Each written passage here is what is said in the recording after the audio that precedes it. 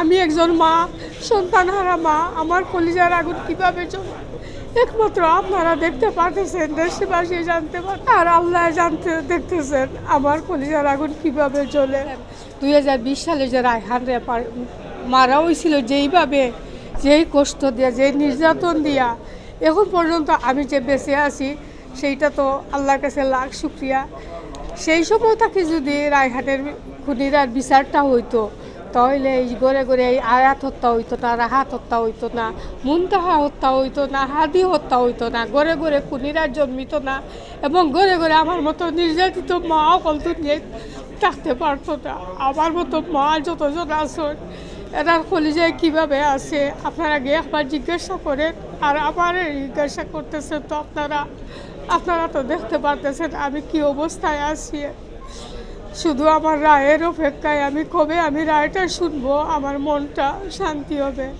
দেখেন আপনারা, এই যে প্রশাসক, এই যে আকবর খুনিরে, হারুন রে, টিটুচন্দ্র রে, এবং শুরু থেকে আরও 2 জন পলাতক আসামি, ওদেরকে যদি তারা জামিনে বাইর না করতো, এরা পলাতক হইতো না।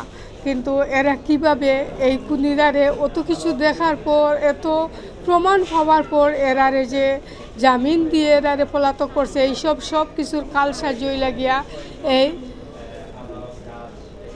আমাদের এইখানে কৃপা সিন্ধু এবং নজরুল ইসলাম এবং ঢাকার আমার জয়নাল আবেদিন, ওনার মাধ্যমে এই খুনিরা জামিনে বাইর হয়েছে এবং এরা পলাতক হয়েছে। তবে আমি এত কিছু জানি না। আমি চাই এই আসামিরা যেইখানেই থাকুক, সেইটা প্রশাসনের ব্যাপার, সেইটা প্রশাসনের দায়িত্ব।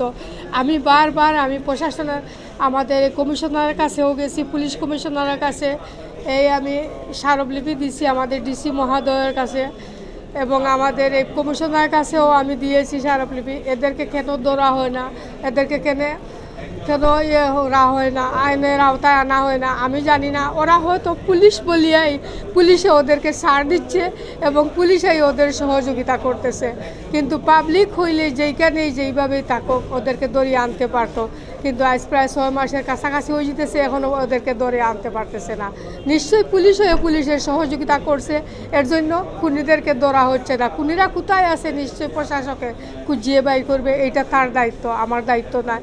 আমার দায়িত্ব আমি বিচার পাইতাম। আমি একজন মা, সন্তানহারা মা। আমার কলিজার আগুন কীভাবে চলে একমাত্র আপনারা দেখতে পারতেছেন, দেশবাসী জানতে পারতেছেন, আর আল্লাহ দেখতেছেন আমার কলিজার আগুন কীভাবে চলে।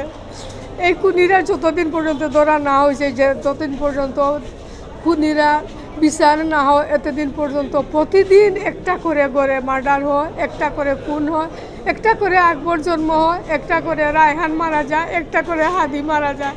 আমি চাই না দেশে এইরকম আর মায়ের, আমি চাই মাইকটা বন্ধ হইতো। আর আমার খুনিরা যেইখানেই থাকুক ওদেরকে ধরে প্রশাসনের হাতে যেন দেওয়া হয়। আমি বিচার চাই, বিচারটা সুস্থ চাই, ওদের মৃত্যুদণ্ড চাই, আমি ওদের ফাঁসি চাই। এটাই আমার বক্তব্য।